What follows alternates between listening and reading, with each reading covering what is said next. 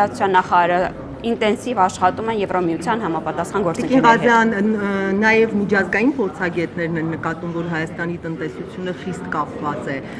ԵՏՄ, այսպես ասած, երկրների մասնավորապես այսպես հիմնական խաղացող Ռուսաստանի տնտեսության հետ, արդյոք հաշվարկել եք այն խնդիրները, այն վնասները, հա, այսպես ձևակերպեմ, որը կարող է, այսպես ասած, հայտ ներկայացնելու պարագայում Հայաստանը կրել, մասնավորապես հիշում ենք վարչապետի եւ Ռուսաստանի նախագահի հանդիպումը, որտեղ այսպես գազի գնի վերաբերյալ շատ թափանցիկ ակնարկ արվեց։ Հայաստանի Հանրապետության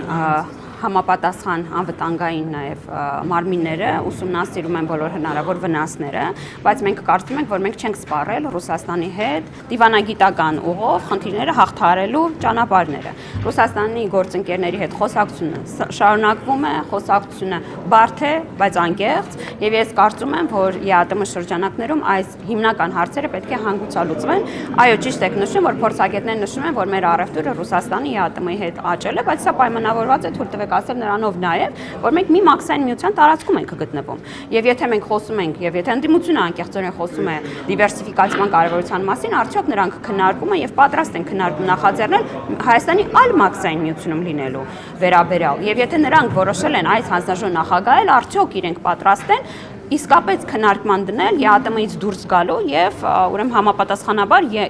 DCFTA բանակցելու վերաբերյալ, որովհետեւ այո Ռուսաստանից էլ են նշում, փորձագետներն էլ են նշում, ասեմ ավելի մենք էլ ենք նշում, որ որևէ պետություն միաժամանակ չի կարող լինել երկու մաքսային միություններում եւ ըստ էության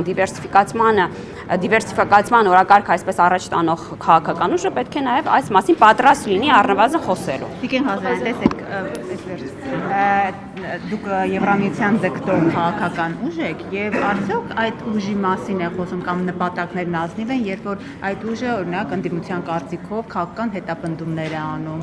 այդ ուժի ղեկավարի բառապաշարը ընդդիմախոսներին հանդեպ շատ կոշտ է մեղմ ասած ձևակերպված եւ այն ինչ մենք օրինակ երեք նույն ամբիոնից լսեցինք, ամենևին Եվրամիություն գնացող քաղաքական ուժի ղեկավարի խոսույթ չէր։ Սա չի մտահոգում օրինակ եվրոպացիներին եւ արդյոք Եվրոպան այդպես հանդուրժող է ամեն հարցում Հայաստանի իշխանության հանդեպ։ Ես ուզում եմ եւ առաջարկում եմ ձեզ դիտել խորհրդարանական քննարկումներ տարբեր ԵՄԱ անդամ պետություններում եւ նկատել որքան սուր կարող են դրանք լինել։ Ես այստեղ որևէ խնդիր չեմ տեսնում, ես կարծում եմ, որ մենք գտնվում ենք քաղաքակիրթ, բայց սուր քննադատության,